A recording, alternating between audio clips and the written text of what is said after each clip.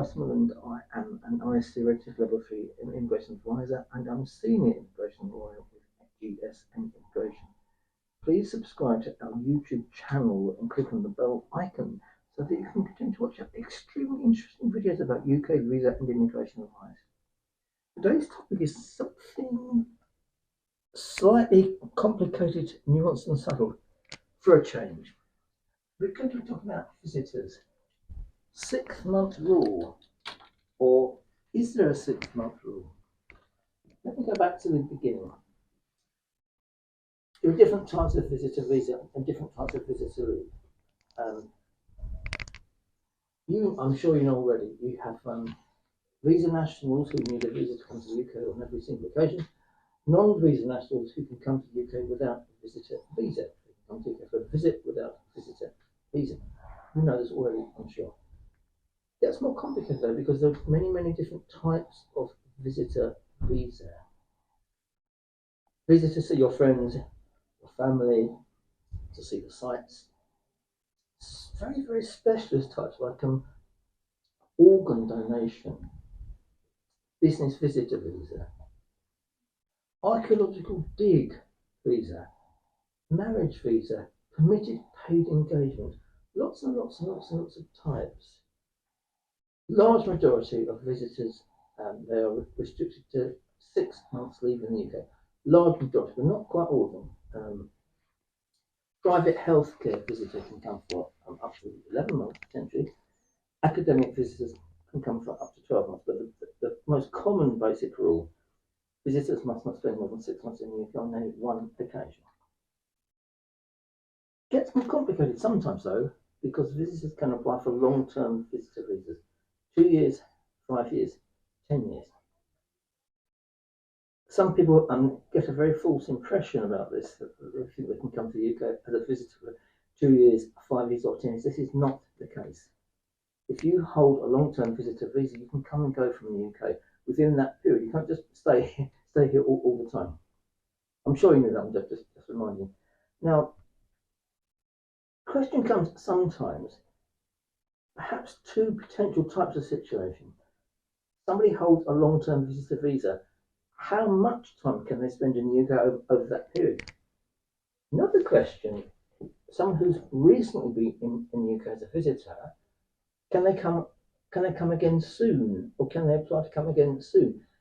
How much time can you spend in the UK as a visitor? Well, the answer is not very clear, to be honest with you. We're going to have to read in between the lines, in between the rules. The immigration rules, they are the law. Been through Parliament, they've been agreed to and endorsed by Parliament. But if you look at the immigration rules, they're a bit vague. They say things like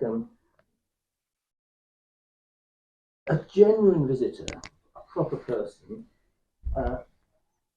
must not live in the UK for extended periods. What does that mean? We don't really know. More importantly, or more easily, and something you can click onto more easily, or make the UK their main home. How do you measure that? It's not really clear, is it? We can make a guess. My guess goes like this. If you're coming to the UK as a visitor and you're spending more than half your time in the UK, you don't look like a visitor. You look like a resident. That's my guess.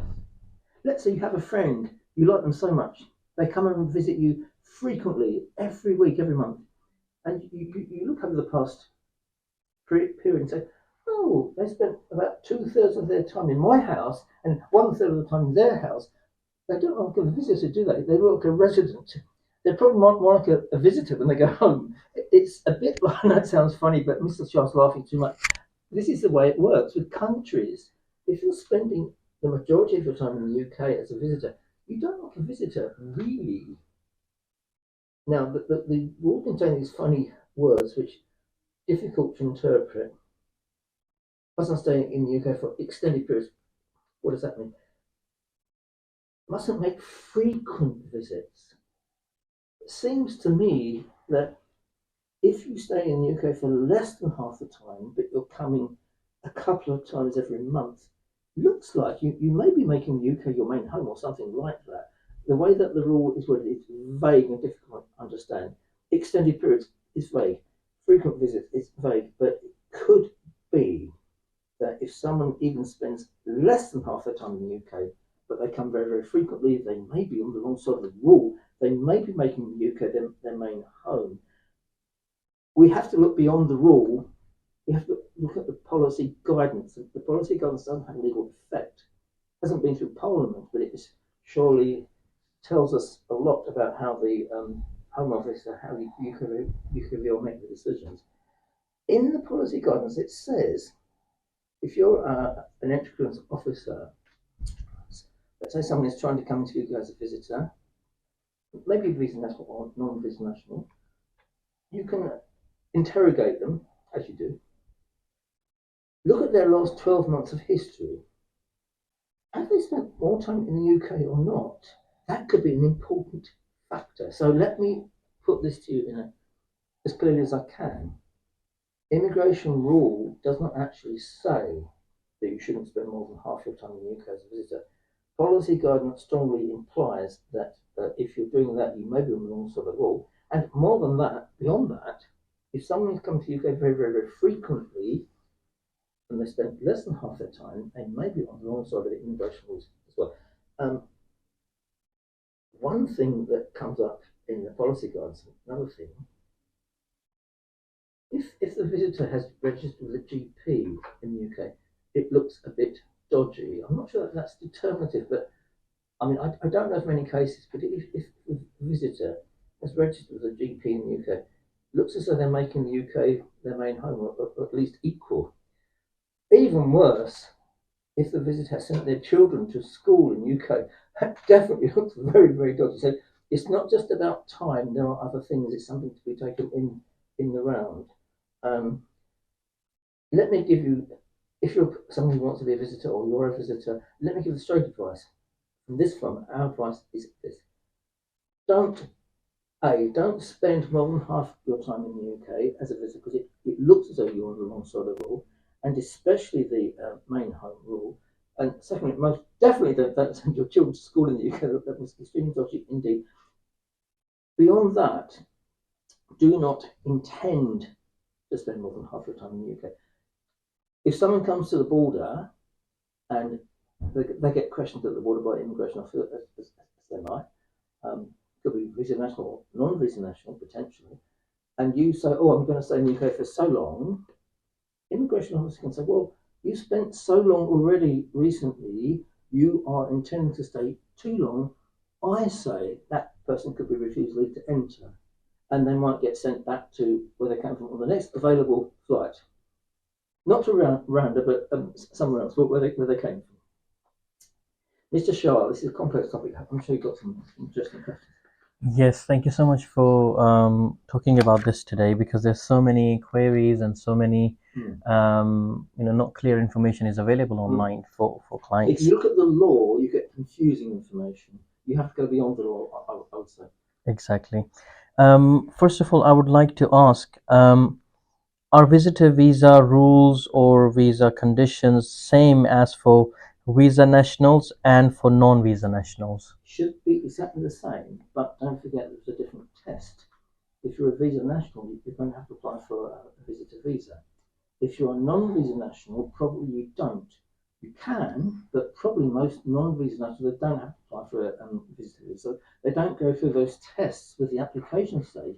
They only go through those tests when they get to the border. Now, to make it a bit more complicated, non-visa nationals might be able to go through the e-passport gate, in which case they won't get interrogated by a person. We don't know what the e-passport goes. How clever are they? How much do they know? Maybe they don't know as much, not as clever as a person, possibly. Someone who is a non-visa national may be able to get through the e-passport gate, depending on their nationality, but don't let your clients, Mr. Shaw, don't let them rely on this. Many things can go wrong with the e-passport gate. If one of them breaks down, they all break down over every airport in the UK. Sometimes the appearance has changed. Maybe the hair is different, or they've got some spots or something. They don't pass the facial recognition test. Sometimes the passport is very slightly damaged, it doesn't get through. I suppose and I suspect it's easier for a non-visa national to get through the e-passport gate, but don't rely on it. They might not be able to. They might be interrogated. I don't know how clever the e-passport gate is. Certainly, I don't know how clever the immigration officer is either. But if they're doing their job conscientiously and they're not too busy that day, they will examine the past history. They can easily see on their computers if your client has been spending too long outside the UK recently and they intend to come back for a substantial chunk of time now, they can say, no, we're refusing leave to enter. You are intending to spend substantial time in the UK. You are intending to spend more than half your time in a 12-month period, ending when your proposed visit ends. So you could be, or your client could be, refusing to enter, either because they have spent too much time in the UK or they're intending to. Those two things are different, but the difference is important. Sure. I understand non-visa nationals are those nationality people who may not necessarily need a visa to travel to the UK before they travel as a visitor. as a Not visitor. as a visitor. As a visitor, Yeah. and they may be granted one at the border at the point of entry. Well, they might be given leave to enter unless there's something that comes up, such as that, because that rule applies to non-visa nationals the same as everybody else. Yes. Would it be prudent for someone who may have any adverse immigration history, could be any breaking of the law, or any such history with any authorities like police, criminal record, and things like that, even though they may be non-visa national, it may be prudent to make an application for a visitor visa before they travel? Yeah, very, very sensible advice, actually. Do understand that someone who holds a visitor visa is not guaranteed entry into the UK, but they've got more chance, surely, because they've passed the initial test with the entry clearance stage. Do understand also, well, not just you, but your clients must particularly, immigration officer at the airport can always second guess the decision of an entry officer in the British diplomatic post. But probably there's less chance of something going wrong because those issues have been dealt with at the entry clearance stage. Brilliant. I would like to also, not all viewers know which countries may fall under visa national or non-visa national. I don't have the list in my head. What we would do is put a link in the video description that would lead them to that list on our website. Look at Appendix V, which is the appendix of immigration that deals with visitors. There's a list there of visa national countries. And listen, my friends, don't read it the wrong way round. This is the list of people who do need a visa. Don't read it the wrong way. If you come from a country that's not on that list, you do not need a visa to come as a visitor, but you need it for anything else. Fantastic. And could you please shed some light on what general visitor visa conditions are that one should obey when they come to the UK? Of course. In almost every case, it's a 6-month leave, but not always. A couple of exceptions. Someone who comes on a normal, average, standard visitor visa cannot be extended beyond 6 months. Some people sort of indicate that it might be, but generally it cannot be unless you've got some important human rights case or something. But generally, visitor visa cannot be extended.